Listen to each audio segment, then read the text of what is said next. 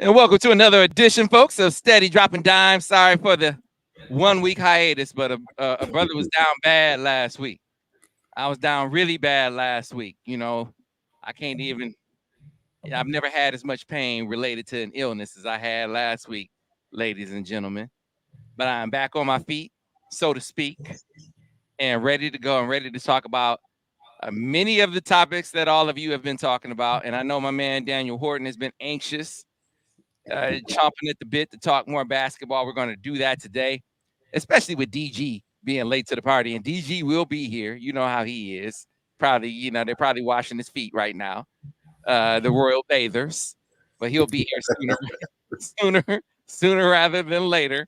Devin Gardner will be in the building. We'll also give you a special clip, a preview of our My Ann Arbor episode that we shot in Ann Arbor a couple of weeks before I went down bad like I did. So it was we had a fun time. And of course, as you heard the last time we were on, Devin, he won. We went bowling. For those who don't know what bowling is, it's a mixture between bowling and football. And he was supposed to win. Devin Gardner throwing a football against us. Like, come on, man. I mean, no to you, Daniel. I know you were a quarterback too, but still, come on, man. He's supposed to win that match. No, he was a professional. Yeah, so DG will be here later. We'll get some football in. But people have been asking me, hey, say what's up with basketball. And really, there has been no change. Nope. That's why I haven't been saying much, because there's nothing much to say. Yeah. Other than commenting on the games at hand that happened to start with that discussion.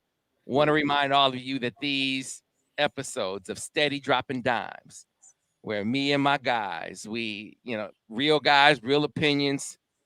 We don't give it to you the cut and filtered version. We give you what we're thinking. I mean, PG, of course. But we give you the raw, how we talk when we're off air, minus the cuss words. Right? We give that to you. So we're going to bring that to you today. And it is brought to you by our friends at Destination Ann Arbor. They're your tour guides to all things Ann Arbor. If you are on your way in tour guides to all things Washtenaw County, to be more exact.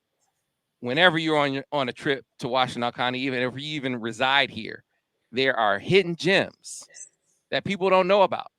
There are the history of places. You might frequent places, you don't know the history of those places. For visitors from out of town, you might want to know where to eat, where to stay, what entertainment is coming to town, what great events are coming to town. Destination Ann Arbor, your tour guide for all of those things, your local tourism bureau here in Ann Arbor. You can find out more about Destination Ann Arbor and all the things that are going on in Washtenaw County by going to annarbor.org. That is annarbor.org. So don't miss out. Whether you live here or you're visiting here, that is the place to go to find out everything that's going on around town. With that, Daniel, I know this has been a topic that's been burning for you. We got to talk about the future and what's going on. You got some music playing in the background, sound like you hit an organ over there. No, I did. That's probably my microphone. I definitely don't have it before. All right, maybe that was some dramatic sound effects as we were about to talk about this basketball season that has been obviously a major disappointment. I think when Michigan was picked 9th in the preseason, I thought that was disrespectful. Yeah. I was like, there's no way Michigan finishes 9th in the conference. I mean, even the down Michigan teams have been finishing better than that. And early in the season, it looked like that would be a disrespectful projection. And turns out it was an optimistic projection, Daniel, because they are last place, guaranteed to be last place in the league. And I'm curious your thoughts on why they are where they are. Yeah, no, I think it's been a myriad of issues, right?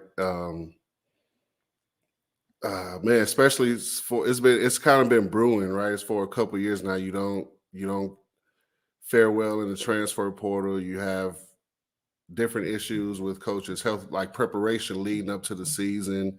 You have guys transfer and go to other schools. Just a myriad of issues that some you probably should have been prepared for, and some they weren't prepared for, right? And it's led up to this point. It's one of those issues where it's hard to see a path forward without major changes, right? Whether you want to change the coach or you want to change the resources you have available to them, there's going to be some hard questions that have to be asked and answered at the end of the season. I think all the leadership within the athletic department are going to have to make some tough decisions. Yeah, I've been saying, and much to the chagrin of the people who I'm saying it to, folks out there, I don't think the decision has been made to move on from Juwan. I know the decision for a lot of fans that how could it not be made? Right. And given the results, I'm not saying I don't understand that. I'm just telling you, with my ear to the ground, what I'm hearing is that decision has not been made. As a matter of fact, I think it's more likely than not that he gets another year, given some sort of what's the word I'm looking for? Conditions. Yeah. Given some conditions. Here, when Ward did he's done a couple press conferences. Ward Manuel, athletic director at University of Michigan, who has his own audience of critics, obviously. Yeah. He did his press conference a couple of months ago now for Sharon's introductory press conference. He talked a little bit about Juwan then, and then subsequent to that, there was the NIL executive GM announcement where he talked further about it. He said, I haven't given any thought to moving on from him. He said, I haven't made any decision. I haven't thought about that at this time. He kept qualifying, saying at this time, as if to say, look, I evaluate the season and I talk to the coaches at the end of the season. I'm going to make a decision on what I do about the future moving forward. But the fact that he said he had given no thought to moving on at that point in time, and they were obviously really bad at that point. I think the way this is going to play out, and these are not totally parallel scenarios, but if what is past is prologue here, the way that it will break down is he's going to sit down with Juwan at the end of the season, the way he sat down with Jim Harbaugh at the end of 2020. And while we can say, and we know that Jim had proven himself as a winner at San Diego and a winner at Stanford and a winner at San Francisco and a winner at Michigan for that matter, with the team that he took over from Brady Hoke, he had all that track record of winning before he got here, which is different from Juwan. I know that, but the experience with Ward is very similar in that, hey, you had some success out the gate. You had a down season. Your extenuating circumstance was COVID. Because, Jim, they had gotten blown up by Ohio State a couple of years before. But COVID was different. COVID, they were terrible. Yeah. Right? And so it was way different than even the 2 seasons before where you were losing ground to Ohio State. Right? So this was on a different level. Juwan's extenuating circumstance is the heart condition. You had the issue where you were away from the team even before he was away with the surgery. September 14th, he was away from the team. Like the assistants were coaching a lot of the team before that. So the absence from the team was really months long. So that's your extenuating circumstance.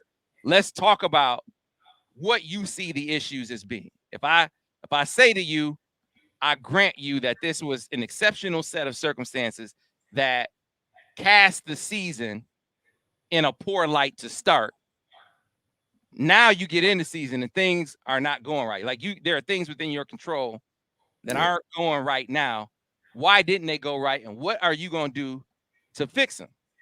I think that's the conversation at the end of the season. Now, if he gave some unsatisfactory answers, and we can get into what that back and forth might be like, Daniel, I think that's the stage that has been set. That's what it's going to look like at this point after the season. We sit down, okay, you had the heart condition.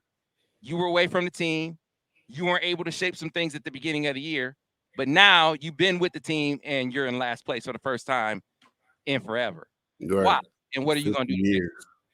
It's one of those things where you have to those questions have to be asked, and Juwan has to give, satisfactory answers. And if I'm Juwan, I'm asking, I have questions of the university as well. Like, what type of resources will I have to rebuild this team and rebuild this program? You know what I mean? Like, it's not gonna, if I'm gonna be a 1 year lame duck coach, then everything's going to be limited. So it's probably best that both parties move on from each other.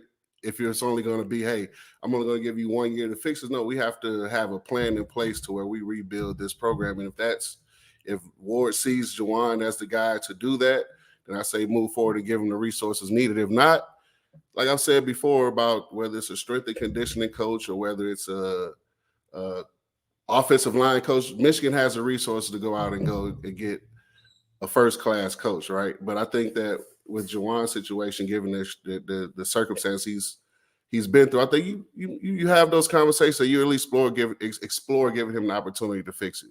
Yeah, but there have to be things in place. Like you say, you can see both sides of the coin with the record, with finishing last place. You can see both sides of the argument, right? Especially at this point when you lay everything out on both sides of the table. But I think either way, I think if you decide to give him time, you have to give him the resources as well. Yeah, I think it boils down because people say, well, what's your opinion? What would you do? And I kind of laid it out. I don't know if they thought I wouldn't answer the question or not. But the way I laid it out on the message board is how I laid it out here.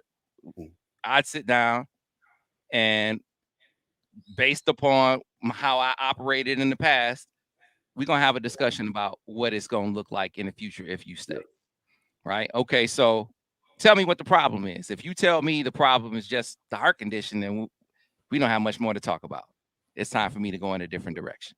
If you think that's the only problem. Well, no, for sure. You think that's the only problem that there is, right? There's definitely more. There's definitely more than that going on. There's definitely more. There's definitely more than that going on. Okay, so now let's look at the issues within the not just this season, but the last few seasons. Yes. They haven't been able to win close games. Like, why haven't you been able to win close games? You think about all the overtime games that they've had.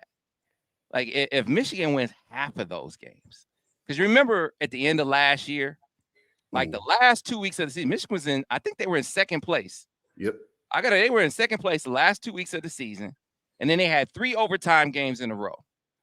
Illinois was one. And that's the one they lost. They lost the double overtime. I got to bring the schedule up.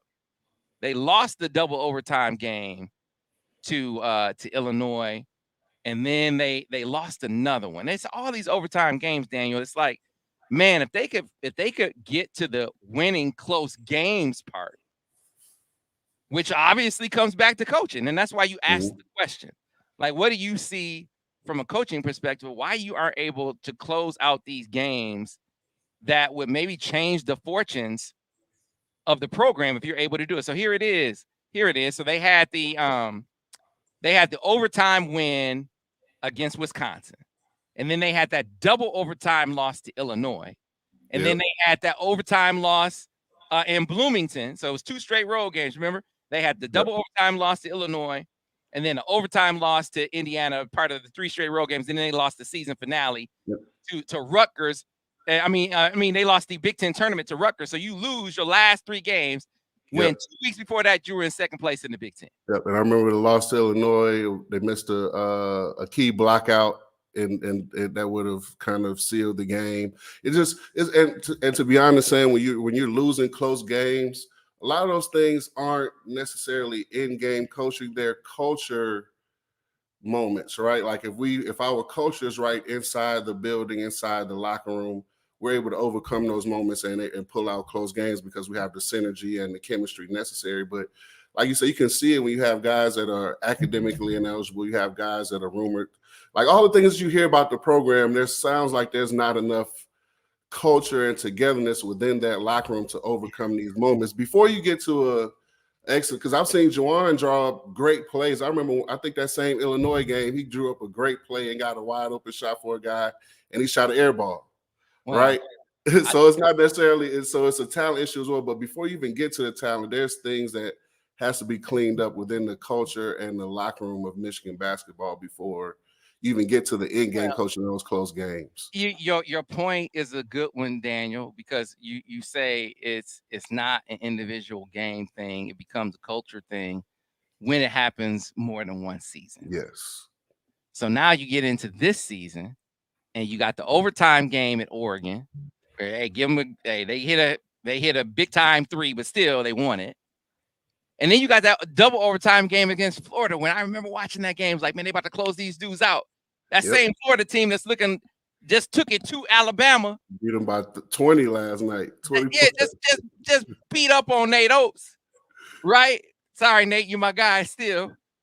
But I'm like, man, Michigan just went to double overtime with that same team in those two games early in the season.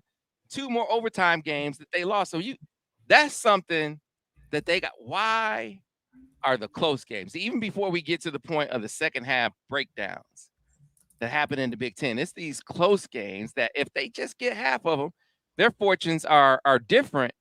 But it's happened too many times for it to just be happenstance. It's like you got to figure out from a coaching perspective. I mean, are we not calling? Are we not simple enough? Are we not mentally tough enough? Are we not calling up the right play? I don't know what it is. Dad, you the basketball guy, but that's a whole lot of close games to lose. Yes, and they've all been of different ways. I mean, we sat there and watched the game together where they lost a close game because they just gave the ball away too many times. Like I said, I remember in the Illinois game, I remember missing blockouts and giving up offensive rebounds in crucial moments.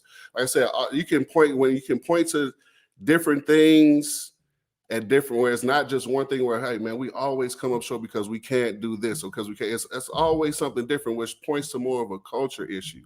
Okay. Right. Like you can't really you can't really pinpoint and say, hey, and also there's a lack of talent issue right now as well. That's with this year's team, like you said, but over the course of a 2-year period, a 2.5-year period, when all of these things it becomes more, hey, we need to maybe look at how we approach these moments and these situations. Yeah, so that's a coaching thing. That's a coaching thing. The defense has been down. Obviously, it's been terrible this year. I think it's been terrible this year, but last year it was. I look at last year as more of a barometer of as far as their trajectory as a defense. They've been some years they've been up, some it's been peaks and valleys defensively.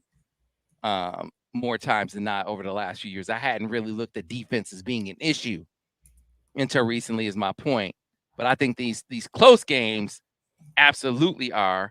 And then and that gets into the talent question. And so that gets into the approach to the portal.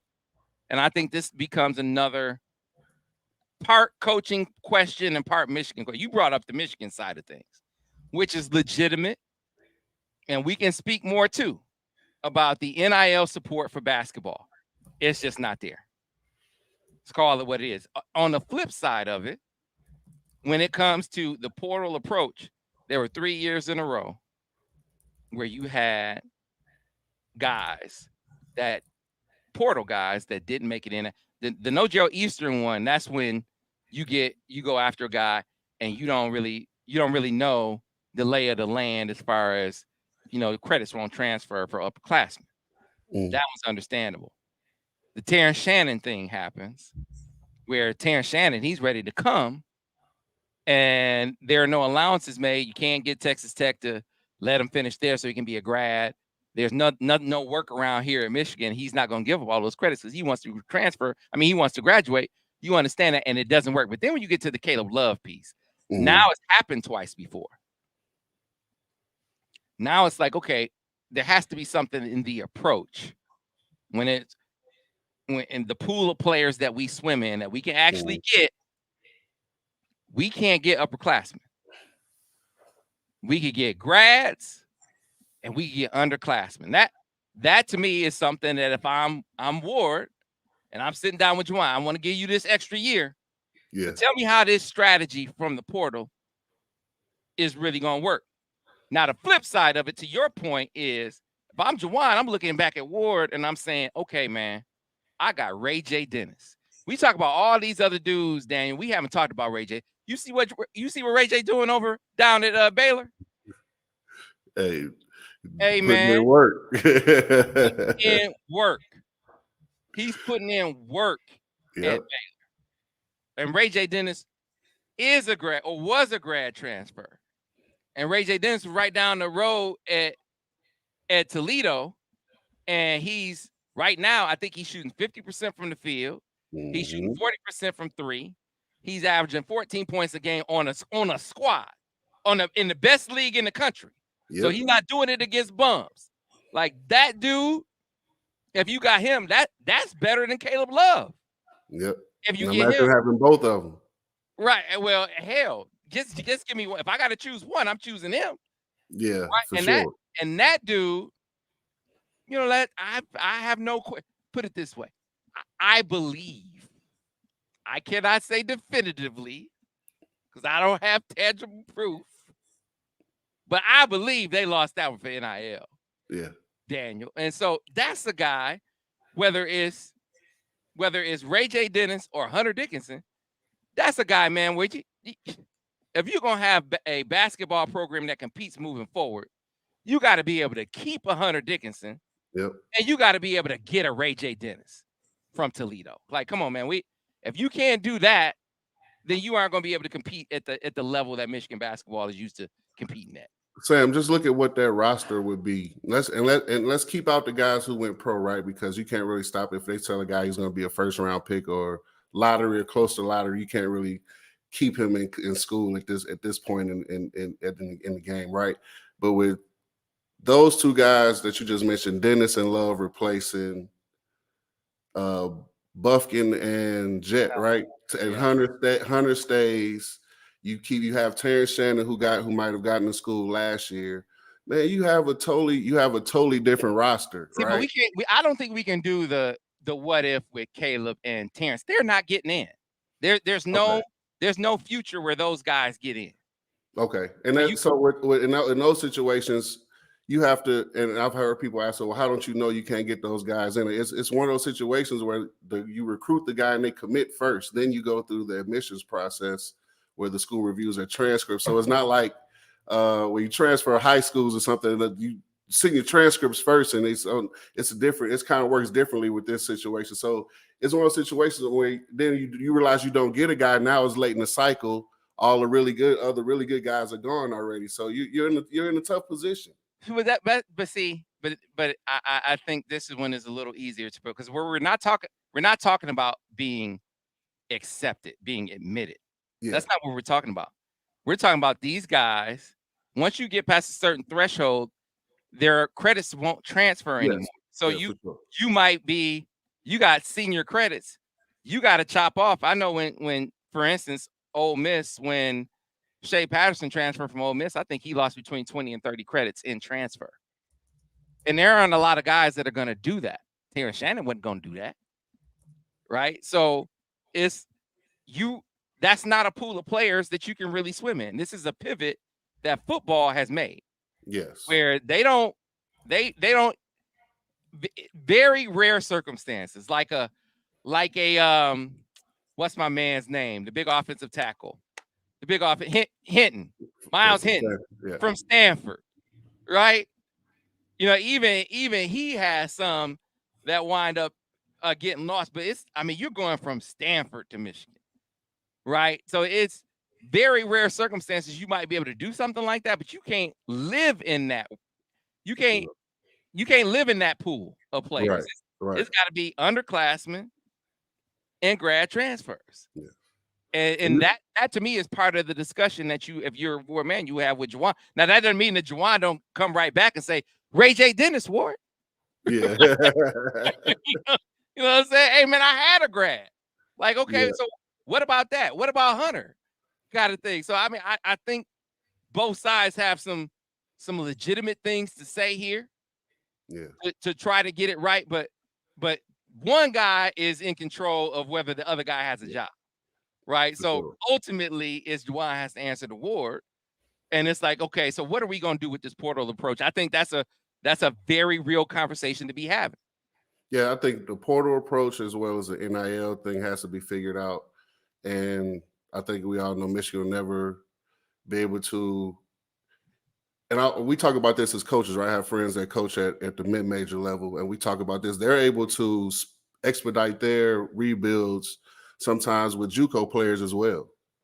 And there's some really good players at JUCO that are really good students and come into the D1 and Power 5 level and do well. You see that other schools in the Big Ten that have kind of built their programs with supplement their program with JUCO players. So it's one of those things where Juwan has well, I won't say Juwan because if Juwan leaves and they bring in a new coach, the new coach have to deal with the same issues, right? You have a limited amount of players that you have to choose from as far as your recruiting resources, recruiting pool, and you have limited resources to go and get those guys. So until something changes on that front, I don't know. It matters if we change the coach or not. We're going to be watching a lot of mediocre basketball for a while.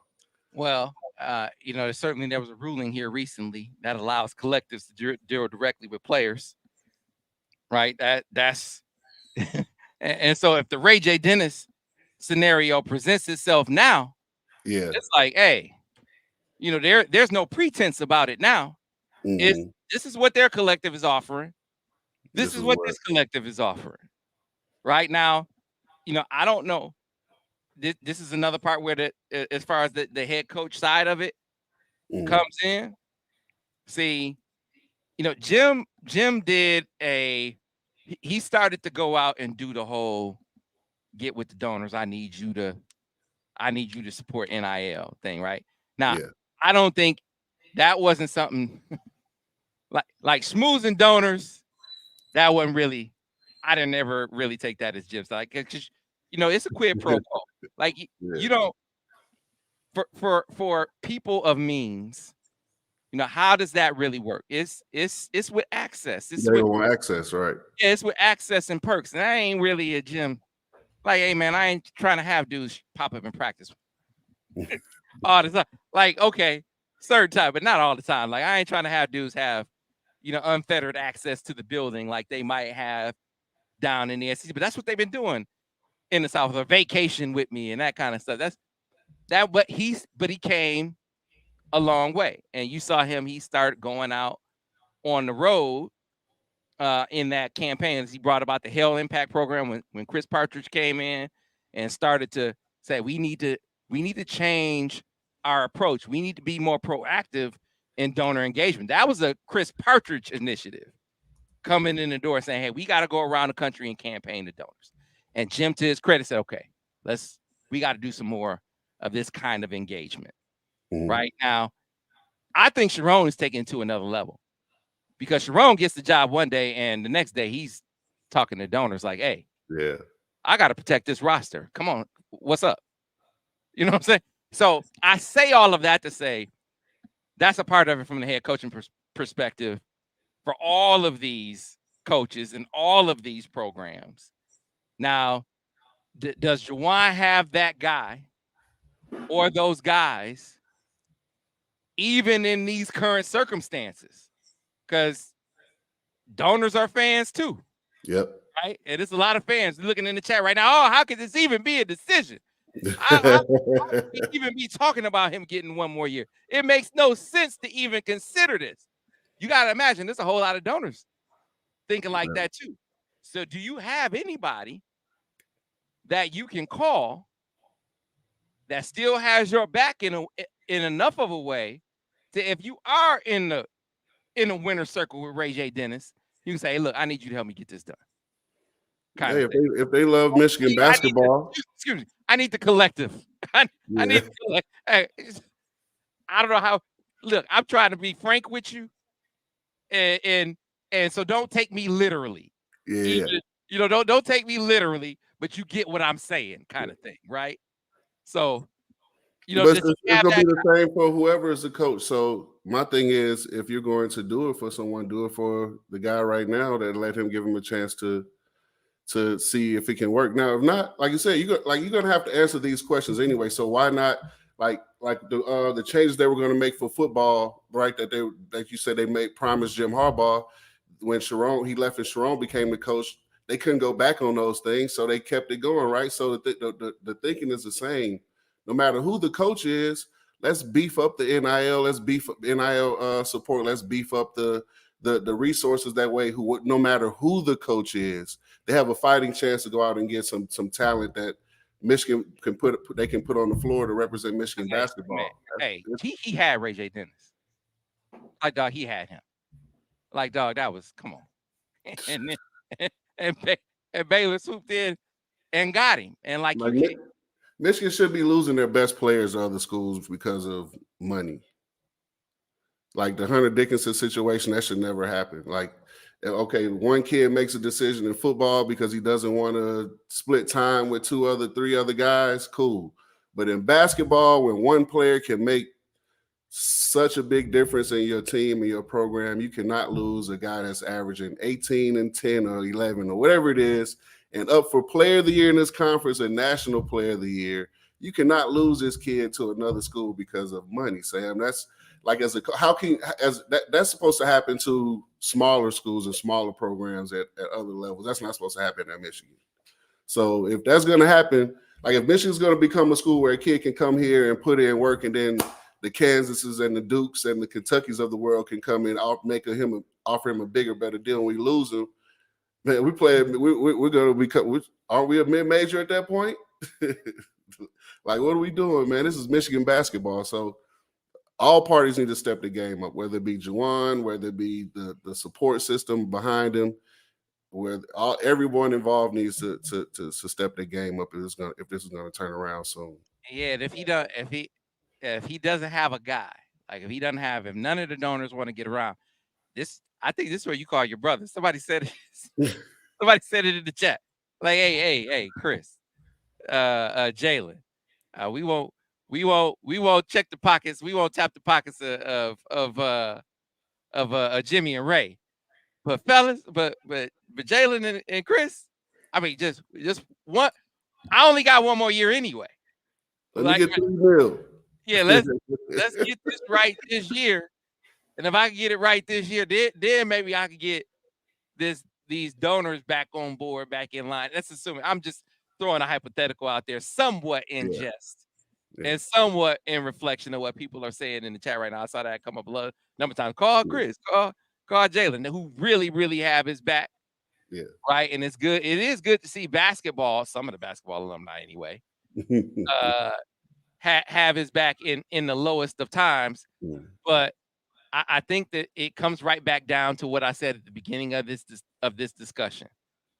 I think it's leaning towards him getting one more year. Like it or not, good, bad, or indifferent. I'm not telling you this is me saying, even though how I would approach it is exactly this way. Look, you had a heart condition. You missed the early part of the season. I get that you weren't able to shape the foundation of this year's team the way it needed to be shaped. And it was a really awkward transition to me from the outside looking in. Awkward transition from field coaching to Juwan. Like he was like the assistant. I didn't even think that there was a real coherent plan to transitioning back to Juwan. Right. So, there was a lot to look at to say it cast the early part of the season at the point where you're shaping the demeanor of the team, the fortitude of the team. Yes. That part was missed. Yes. Right. So I'll grant you that. And I'll be willing to grant him that.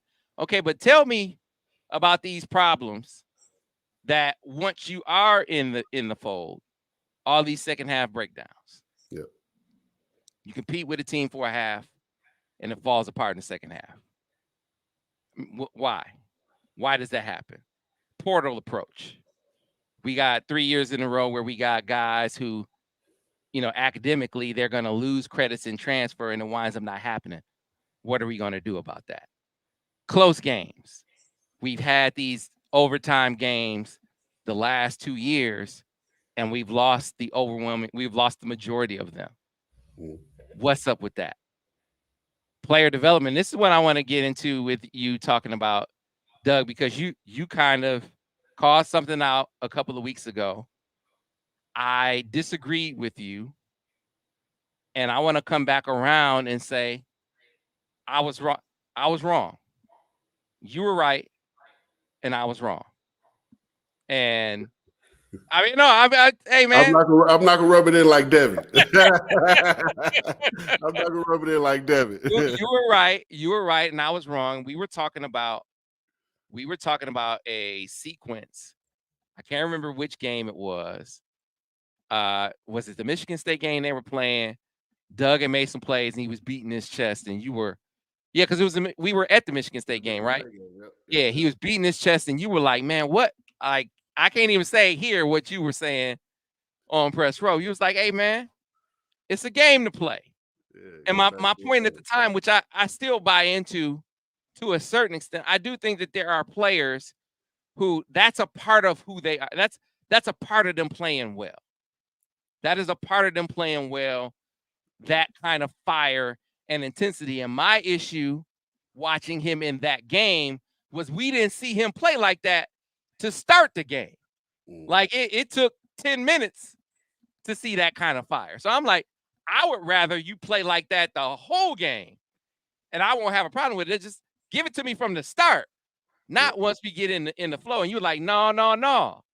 Like that takes you out of. So let me let you make your point, because I think it's a broader storyline about his development and how they handle it moving forward. Dang. First of all, in those moments, I really dislike front runners, right? Like, don't be, if like you said, if you're going to be that way all the time. You can accept it from those guys whenever they were all the time. Otherwise, you're being a front runner. But to a larger point, he didn't start the game well, and he had worked himself into a rhythm, and he started playing well. He made a couple shots, made a couple plays. And I'm thinking like, hey, man, you found your rhythm. Stay in the moment, stay in the flow of the game, stay locked in with your team. And so you make a play, you make a shot, Michigan State calls timeout. And instead of going back to the huddle, maybe celebrating with your team, going back to the huddle, staying in the moment, focusing on what the next play, we call it the next play. He's, in Gus Johnson's face, beating his chest, talking about this is my gym. Like, no, first of all, this is Cassie Russell's gym. First of all. Second of all, like, just stay in the moment, young blood. Like, you work your way into a rhythm, you work your way into kind of dominating the game for a 2-3 minute stretch. Stay in the moment. Now, at the end of the game, I was always taught, being the son of a coach. My dad has coached high school basketball for 30, 40 years now, Sam, you know that. So I've always been told that when that clock hits 0, you've done enough to win the game, then you beat your chest and you talk your stuff. When you win, then you get to do the chest pounding and the dance routines or whatever you have playing, right? But until then, stay locked in, stay in the moment until the job is finished. I think you see that a lot. You saw that a lot from the guys on the football team the last couple of years. They learned some tough lessons as well in those moments, and I think it built into a championship culture. But those are just moments that I hope someone is over there telling him, like, hey, man, stay out of Gus John, stay out of Press Rowe's face and get back to the huddle and lead your team. Celebrate with your team. Yeah. So again, you know me, I'm partial to firebrands. I'm partial to the dudes who are just flat dogs on the floor, mentality wise, and then show some ability to back it up. Yeah. And we had seen some of that from Doug, right? Where he's a guy who can go out and he could light it up. Yep. Like I think back to the game that stands out to me in retrospect is that St. John's game, man.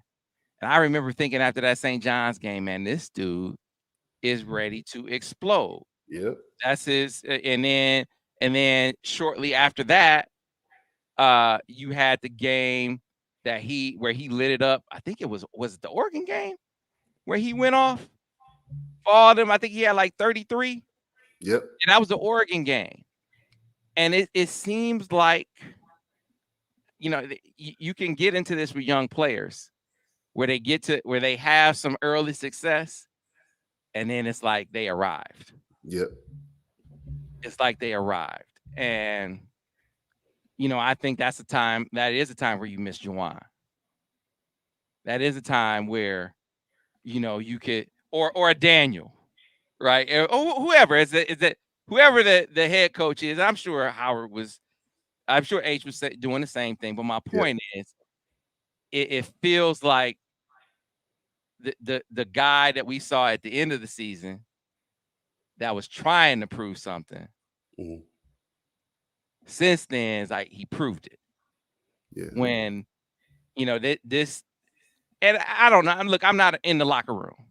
I'm just watching from the outside looking in, because and the reason why it resonates with me and part of this discussion is because I was very much on the table with Tim McCormick saying when they were getting Caleb Love, like, this is Doug's team.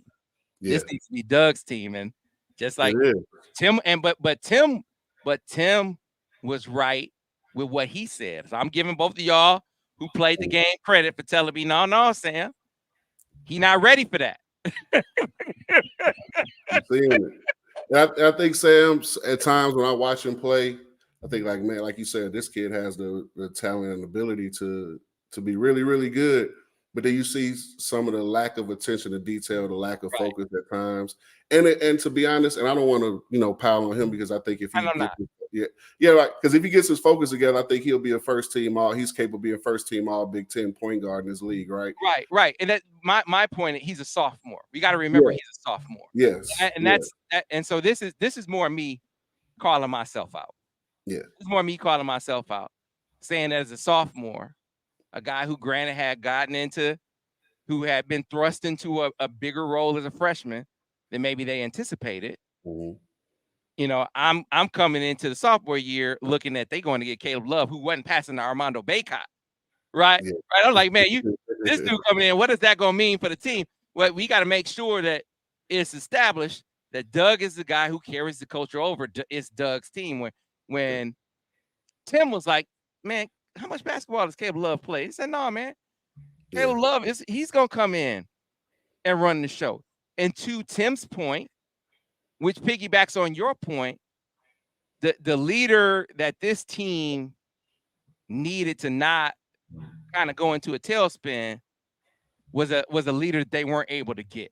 Yeah. One of those older guys that had been through some things, whether it was a Caleb Love or a Ray J. Dennis, who I think even more.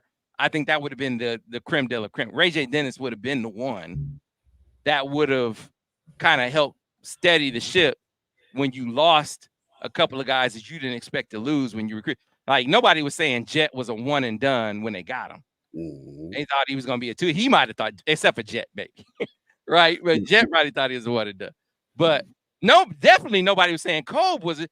Like, when Kobe left, I was like, oh, man, I get it. That one hurt. I get why he did, but I was like, I was telling people from jump when they got him, man, Cole's a pro. He's gonna be a lottery pick. I just didn't think it was gonna be after his freshman year, and I know they didn't. Yeah. And so now you lose him, you got to go get not only some playmaking presence, but a veteran presence that can come in and give you some leadership when adversity hits. And leadership and confidence, Sam. Yeah. Like, you watch them guys that play with him in Arizona, like, they have confidence that he's going to come in and make shots and make plays for them.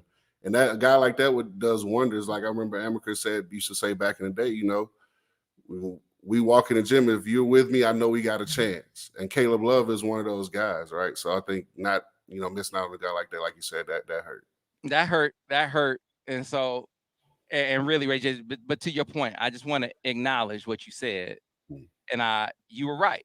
You're right. This is one of those times. That's an example of, okay, it might not even be what he needs in that moment. Like you say, stay in the moment. That might not even be what he needs, but it's what the team needs. Yeah, team needs to stay in the moment. Yes, sir. Team needs you to stay in the moment.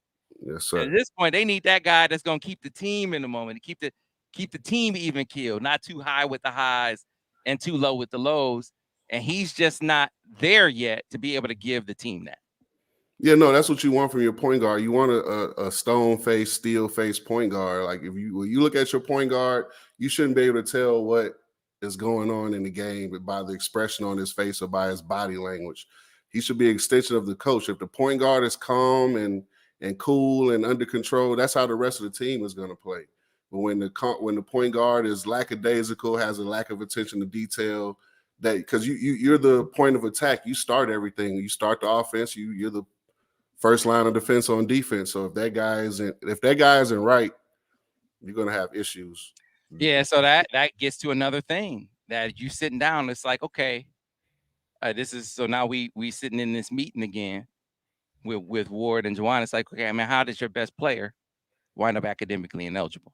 Yes, That's like you got to ask that question. Like, how does that happen?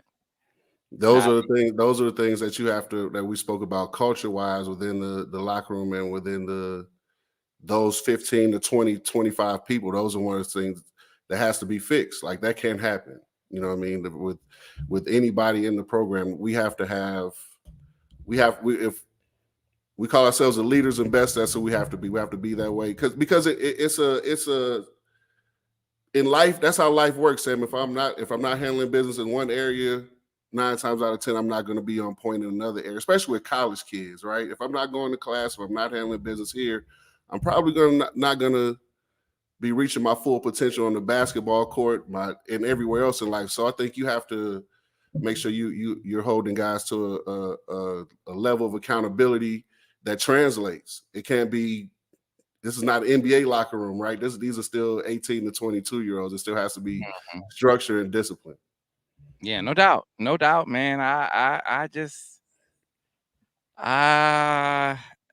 I'm my last one would be as we sat down and we talked about this movement moving forward. I know people won't like my take on it, but if I got satisfactory answers to those questions, I'll give him one more year. I give him the shot. I understand that's not the popular thing to say. I understand that people go say that, you just a homer for Juwan. I just gave you a whole bunch of criticisms. Yep. I mean, and I gave you a bunch of constructive criticisms. Yeah, I'm not just taking pot shots. I watch this team. I watch every game. Talk to Phil Martelli every week, having uncomfortable conversations about it. So I'm not taking gratuitous shots or that kind of thing. And same thing with the players. Not taking gratuitous shots at the players, but it kind of is what it is. The roster composition is that's a some of it was out of your control, but some of it was. Yep, for sure. Some of it was in your control. So okay, there's no question. We're talking about how you're going to flip this roster. That is a discussion. How are you going to flip this roster? And when you do, how are you going to win close games? Mm-hmm. How are we going to make sure our players stay academically eligible? Right? How are we going to get back to the standard that he coming in the door, he was winning? Like it's not like the players just coached themselves to the Elite Eight and right. At a stone's throw from the Final Four. They didn't just roll out. He just sat on the bench and he didn't do stuff. Right? I mean, he was coaching that team. Yeah. And Hunter's development absolutely was tied to Juwan Howard's presence. So hey Sam, and even with the struggles that they've had this year, right?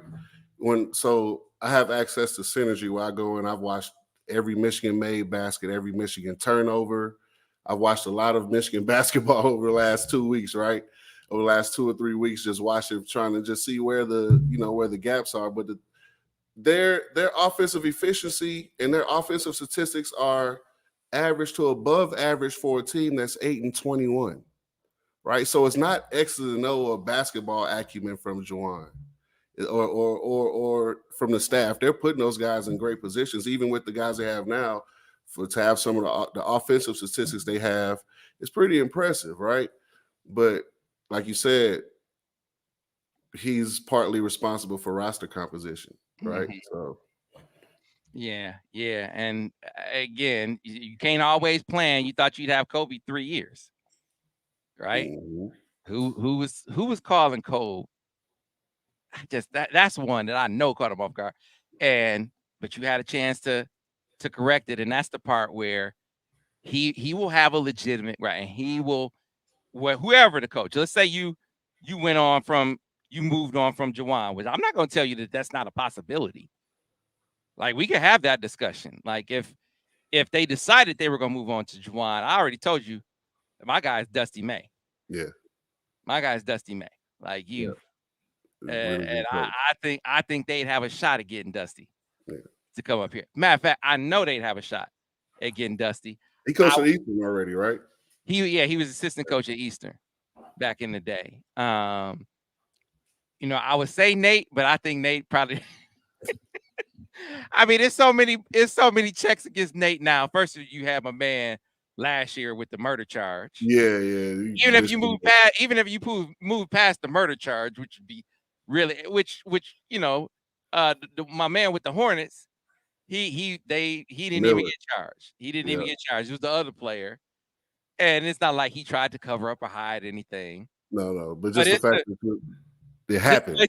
Just the fact that it happened. But even if you set that aside, Nate had to do it where he grabbed where he pushed the player on the.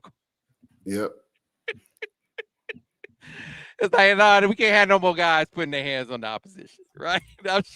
I'm sure that would be, given how thorough they're being with these background checks right now with these football. Man, you talk to somebody, they called every place these coaches have ever worked got calls. Yeah.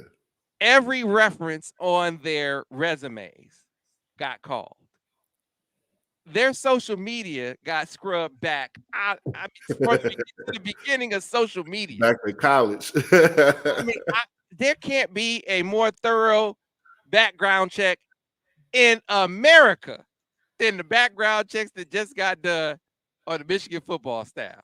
Let me just tell you. So, given that, I can't see them giving Nate a shot. Dusty, I can see them giving Dusty a shot. You know a coach that I like, and I don't want to say, like I said, I'm on your side. I'm on the same side of the fence as you. I think Juwan should get a little bit more time, but I can also see the other side of the coin as well. If they do decide to move on, I think a guy that I really like is Jerome Tang.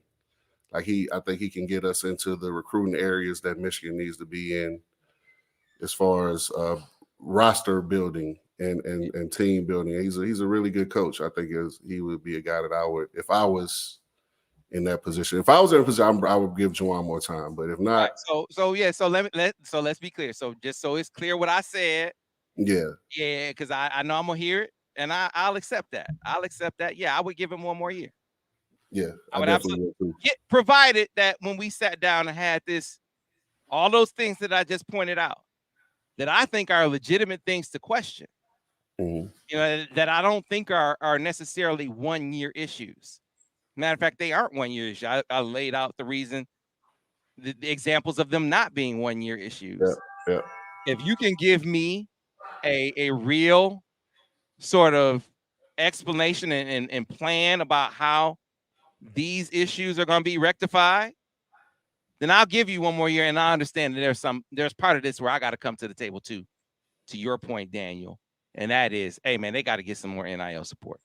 You can't lose Hunter Dickinson for money. You can't lose Ray J. Dennis, who's silently committed. You can't lose him to Baylor coming in at the last. I think Baylor might have lost somebody and came in at the last minute and got. Yep.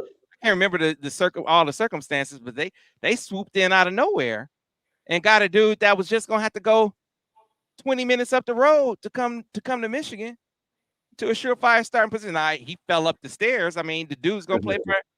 He's playing on a national championship contender. So make a Final Four run. Yeah, it worked out for him. So I'm sure he's not complaining. But from Michigan's perspective, it's like, damn, I can't get the underclassmen. I mean, the upperclassmen. And I get that, and I can't get the grad transfer either. Yeah, that's a legitimate gripe. That's a legitimate gripe from Juwan.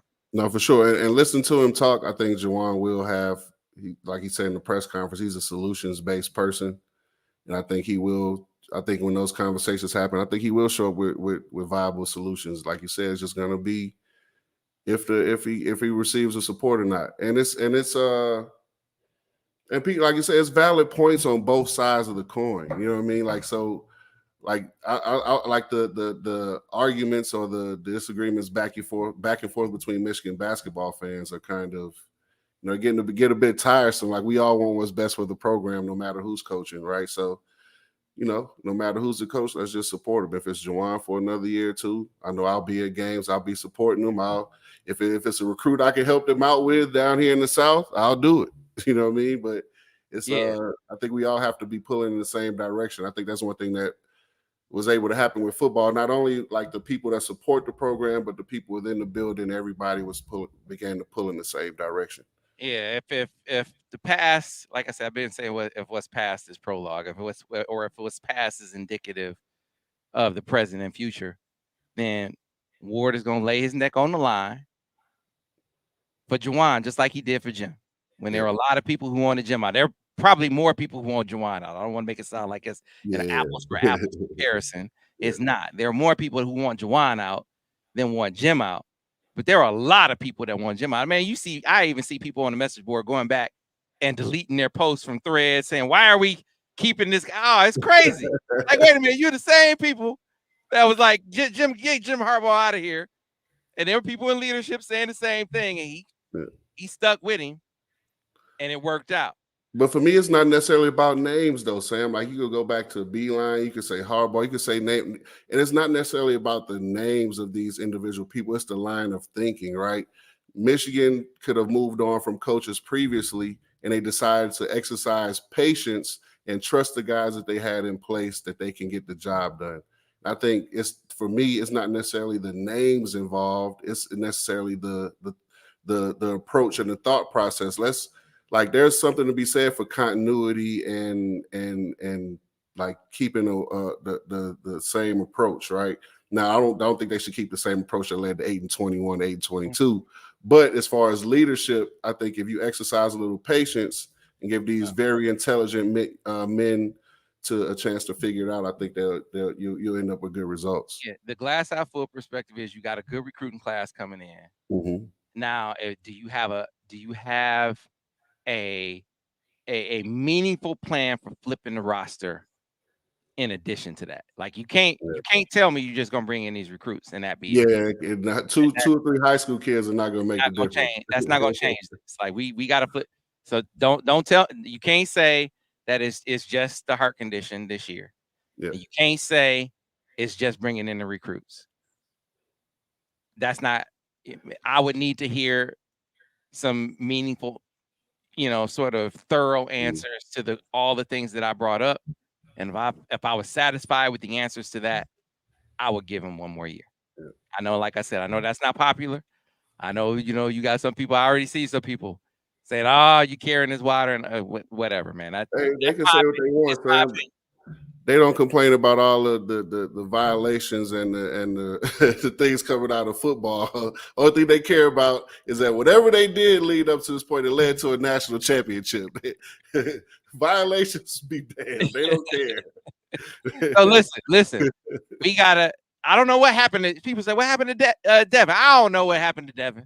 I don't know what happened to him this week. I know he had like a 7:30 thing, and Daniel does too. So we got to get ready to get out. But I'm gonna give you a little piece of Devin right now, because we had this recent My Ann Arbor shoot that I want you guys to take a look at a preview for.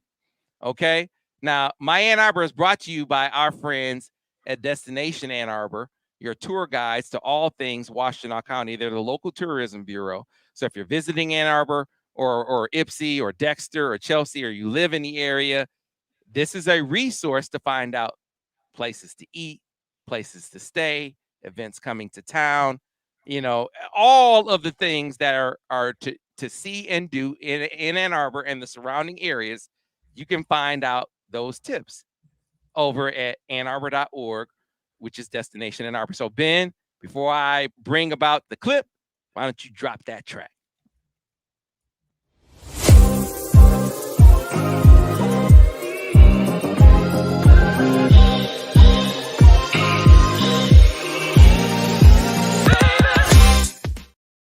All right. And so recently, Devin, Daniel, and I went on a tour around Ann Arbor, 5 spots, or it was Ypsi too, right? 5 spots around Ann Arbor, similar to what we did with Will Johnson. For those who missed episode 1 of My Ann Arbor, we went to 5 spots with Will Johnson. This was before he went to the Rose Bowl. So my man likes to dress, Will. So we went with Will to Puffer Reds.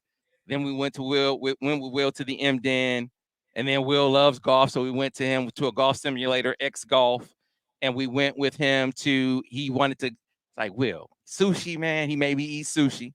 So we went to Slurping Turtle, and then we finished things off over at the Blue Leprechaun, which is one of Perry Pericos' spots for his toy drive. So it was a great tour around Ann Arbor, Destination Ann Arbor, signing up Michigan student athletes to be ambassadors, to be tour guides through Ann Arbor. It's a great venture, great idea that they had, really, really good engagement and good support of the student athletes. But us being the Steady Droppin Dimes crew, they were like, well, why don't you guys do a My Ann Arbor tour?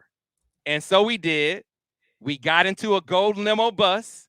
Shout out to Sean Duval and the folks over at Golden Limo, and Debbie Galloway, who was the scheduler over there, did a great job of giving us the party bus and setting the itinerary at the drop of a hat. It was they're unbelievable. If you have any transportation needs, not just bus transportation or Sprinter transportation, but executive transport, like getting to the airport, making it to destinations within town, anywhere in Eastern Michigan, or wherever you might travel, Golden Limo can handle your travel every step of the way.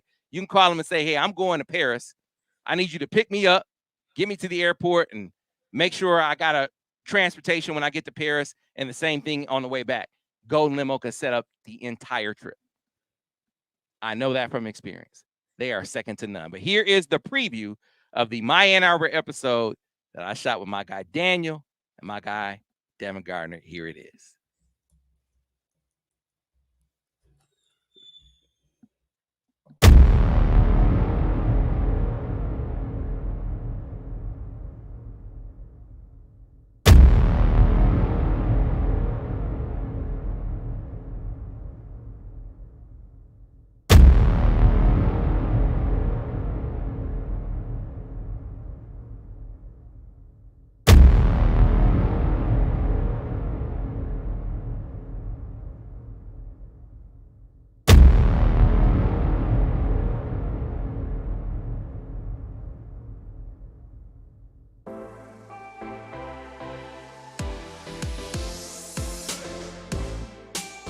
Who is this?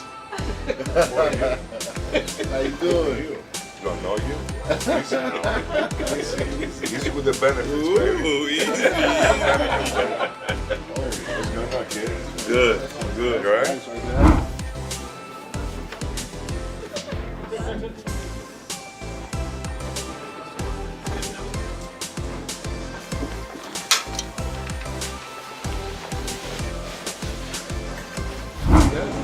Hen dog.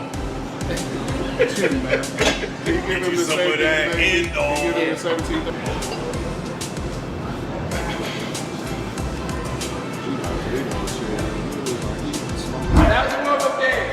The Michigan legend is going down. The quarterback is going down. He's the quarterback. He's supposed to win. Hey, I'm a quarterback too, Sam. It's a different sport. This is a different sport.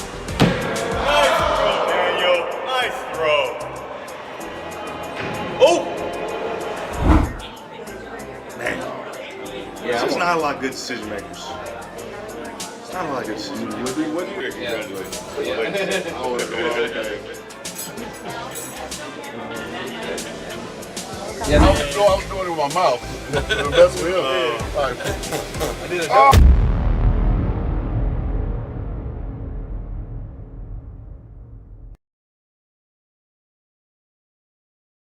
And what did you think of that, man? That was your first time seeing it, right? Yeah, that was real cool. So the whole episode, I mean, it's full of hilarity and hijinks. And of course, you get a great view of all those spots that I just previewed for you in that little clip. You will get an extended view of all of those spots. It was a great tour around Ann Arbor for that episode of My Ann Arbor. Ben, if you can get the QR code ready for Destination Ann Arbor. If you're visiting Washtenaw County or live in Washtenaw County, you're looking for a great place to eat, you're looking for a place to stay, you're looking for events coming to town, Destination Ann Arbor is your resource. AnnArbor.org is the website. You can scan the QR code. That is an easy way with your phone to figure out, hey, what's coming to town this weekend? What's going on? What's coming to town this summer? Any sporting events? Because they're obviously tied into the Ann Arbor sports bureau as well. So they bring a lot of sporting events to town, an outstanding resource to this community. If you haven't used them before, haven't frequented their site, you're missing out. But that's what we're going to continue to do. Open up the doors of Washtenaw County to all of you who love it, whether you're a Michigan fan who went to Michigan, or Michigan alum who obviously went to Michigan, or a Michigan fan, or you live in town or you visit in town. Destination Ann Arbor is your resource. So, folks, that's going to do it to this episode, because I know Daniel has to get over to basketball practice. Yes, I got to get home because I'm still at the studio.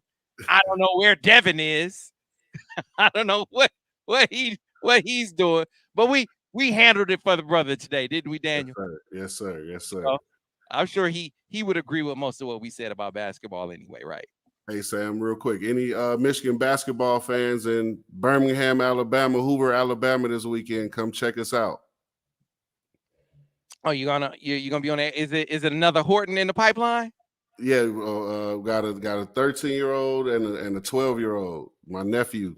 Okay. So we got a couple of Hortons coming through the pipeline, man. It's hopefully I can get them to be Wolverines when the time comes. All right, folks. Well, thanks for watching. Thanks for watching this edition of Steady Dropping Dimes. We'll be back next week. Be sure to tune in. Until then, thanks for watching Steady Dropping Dimes. Yes, sir.